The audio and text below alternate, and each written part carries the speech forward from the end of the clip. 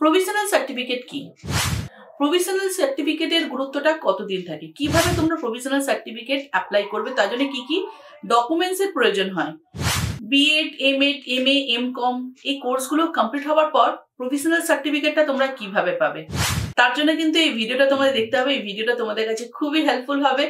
Certificate out হওয়ার university থেকে একটা নির্দিষ্ট সময় আছে, কিন্তু তার আগে যদি তোমাদের সার্টিফিকেট প্রয়োজন হয়, যে জায়গায় চাকরি করছো সেখানে যদি তোমার সাবমিট করতে হয়, তার জন্য প্রফেশনাল সার্টিফিকেটের জন্য তোমাদের অ্যাপ্লাই করতে হবে। কিভাবে অ্যাপ্লাই করবে, তার জন্য কি কি ডকুমেন্টস প্রয়োজন, অল ডিটেলসটাই কিন্তু এই ভিডিওর মধ্যে আমি তোমাদের সাথে শেয়ার করবো। তাহলে ভিডিওটা পুরো দেখবে। ভিডিওটা পছন্দ হলে অবশ্যই লাইক করে দেবে, ফ্রেন্ড এন্ড ফ্যামিলির সাথে ভিডিওটা বেশি করে শেয়ার করবে, তাহলে কিন্তু নেক্সট ভিডিও খুব তাড়াতাড়ি আমি তোমাদের জন্য নিয়ে আসবো। তাহলে চলো ভিডিওটা আমরা শুরু করি।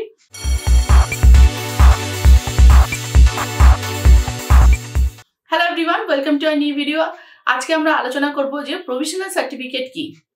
আমরা যখন বর্তমানে ভাবো বিএড হোক, এমএড হোক বা আদার্স কোনো কোর্স যখন আমরা কমপ্লিট করে নিই বা এমএ, এমএসসি করে নিই, তখন আমরা যখন কোনো চাকরিতে জয়েন হয়ে যাই, চাকরিতে জয়েন হয়ে যাওয়ার পর আমাদের যে লাস্ট যে এডুকেশনটা থাকে, মানে লাস্ট যে আমাদের ডিগ্রি কোর্সটা থাকে, তার একটা আমাদের সার্টিফিকেট তুলতে হয়। কিন্তু সার্টিফিকেটটা তো আমরা যদি 2020-তেই যদি কেউ কমপ্লিট করে, 2021-এ তো সার্টিফিকেট আউট হয় না। তার জন্য একটা নির্দিষ্ট সময়সীমা থাকে ইউনিভার্সিটি থেকে, তারপরেই কিন্তু সার্টিফিকেটটা আউট হয়। কিন্তু তার জন্য যেখানে আমরা চাকরি করছি সেখানে আমাদের একটা প্রভিশনাল সার্টিফিকেট দিতে হয়। সেই প্রভিশনাল সার্টিফিকেটটা যে ডিমান্ডটা থাকে আমাদের চাকরির প্লেস থেকে, সেটা যখন আমাদেরকে ফিল আপ করতে হবে, ফুলফিল করতে হয়, তার জন্য আমাদের কি করতে হবে, অল ডিটেলসটাই কিন্তু এই ভিডিওর মধ্যে তোমাদের জানাবো। যেরকম ভাবো, আমরা যদি ভাবো বিএড বা এমএড এর যদি আমরা প্রভিশনাল সার্টিফিকেট আউট নিতে চাই, রিসিভ করতে চাই, অথবা যদি ভাবো কেউ এমএ করছো রবীন্দ্র ভারতী থেকে, বা এমএসসি করছো, এমকম করছো, বিভিন্ন রকম ইউনিভার্সিটি থেকে করছো, তাহলে তারা কি করবে, তাহলে তাদেরকে আমি যে স্টেপ বাই স্টেপটা আজকে আমি বলছি, সেটা কিন্তু তোমাদেরকে আমি বলে দিচ্ছি ভিডিও ভালোভাবে। তোমরা কিন্তু পারলে নোট ডাউন করে নিতে পারো, ঠিক আছে। এটা কিন্তু সম্পূর্ণ তোমাদের অফলাইনেই করতে হয়, ওকে। মানে আমার যেটা নিজের দেখা, নিজের অভিজ্ঞতা, লাস্ট ইয়ার পর্যন্ত যেটা দেখে গেছি, যে তোমাদের নিজে গিয়ে মানে ইউনিভার্সিটিতে গিয়ে কিন্তু অ্যাপ্লাই করতে হয় অফলাইনে, ওকে। তাহলে ফার্স্ট নাম্বার 1 হচ্ছে তোমাদের নিজের ইউনিভার্সিটিতে যেতে হবে, ওকে। ইউনিভার্সিটিতে যাবে, বাট ভাবো অনেকেই আছে স্টাডি সেন্টার বিভিন্ন রকম কলেজগুলো থেকে তারা এমএ, এমএসসি বা ইত্যাদি কোর্সগুলো করেছে, কিন্তু তোমার যে ইউনিভার্সিটি, ডিরেক্ট ইউনিভার্সিটি যেতে হবে, ঠিক আছে। তোমার যে লাস্ট যে মার্কশিট আছে, রেজিস্ট্রেশন আছে, সেটা নিতে হবে। লাস্ট যে মার্কশিট, যে রেজিস্ট্রেশন আছে, সেই সার্টিফিকেট বা যে রেজাল্ট আছে, সেটা কিন্তু তোমাদের নিতে হবে। যে আমার এই 4th সেমিস্টার কমপ্লিট হয়ে গেছে, আমি ধরো আমি এমএরই কথা বলছি, যে আমার 2nd সেমিস্টার কমপ্লিট হয়ে গেছে, তুমি রবীন্দ্র ভারতী ইউনিভার্সিটিতে গেছো, ঠিক আছে।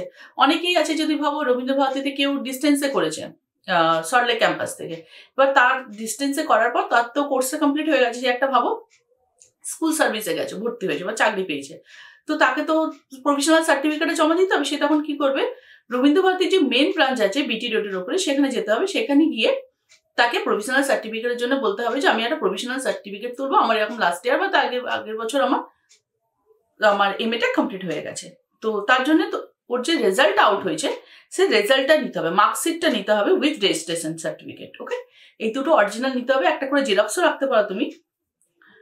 এবং তোমাদের জানিয়ে রাখি, প্রভিশনাল সার্টিফিকেট যেটা আমরা রিসিভ করছি, সেটা কিন্তু টেম্পোরারি। মানে ভাবো প্রভিশনাল সার্টিফিকেট তুমি রিসিভ করলে তুমি তোমার চাকরির প্লেসে তুমি জমা দিলে, ঠিক আছে।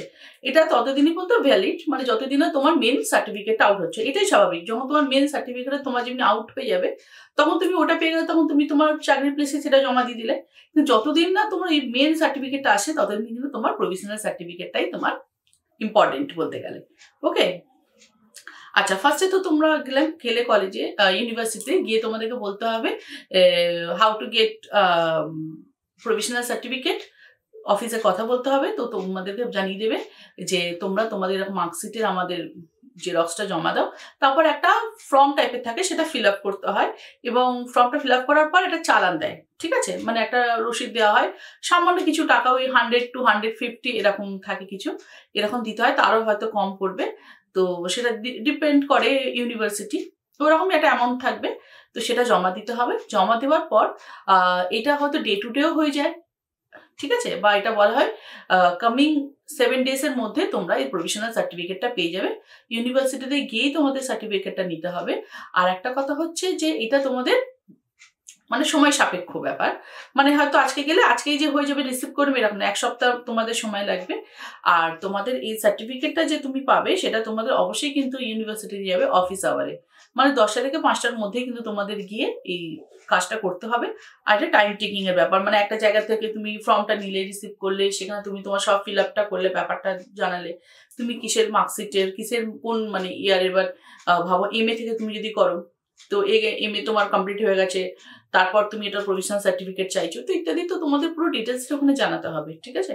দিয়ে যেই চালানটা দেবে সেটা তোমাদের ফিল আপ করে জমা দিতে হবে, ঠিক আছে। আর এটা তোমাদের অফিস আওয়ারেই করতে হবে এবং 5 to 7 days এর মধ্যে তোমরা তোমাদের প্রভিশনাল সার্টিফিকেটটা পেয়ে যাবে। ওকে, তাহলে জানিয়ে রাখলাম তোমাদের যে প্রফেশনাল সার্টিফিকেটটা তোমরা কিভাবে তুলবে বিভিন্ন রকম ইউনিভার্সিটি থেকে গিয়ে। আশা করি এই ভিডিওটা তোমাদের কাছে হেল্পফুল মনে হবে। তোমাদের যদি আরো যদি কোনো জিজ্ঞাসা থাকে প্রফেশনাল সার্টিফিকেটের উপরে, তাহলে কিন্তু অবশ্যই আমাকে কমেন্ট সেকশনে জানাবে। আমি চেষ্টা করবো খুব তাড়াতাড়ি সেগুলোর অ্যান্সার দেওয়া এবং ভিডিও নিয়ে আসা। তাহলে দেখা হচ্ছে আমাদের পরের ভিডিওতে। সকলে সুস্থ থেকো, ভালো থেকো, বাই।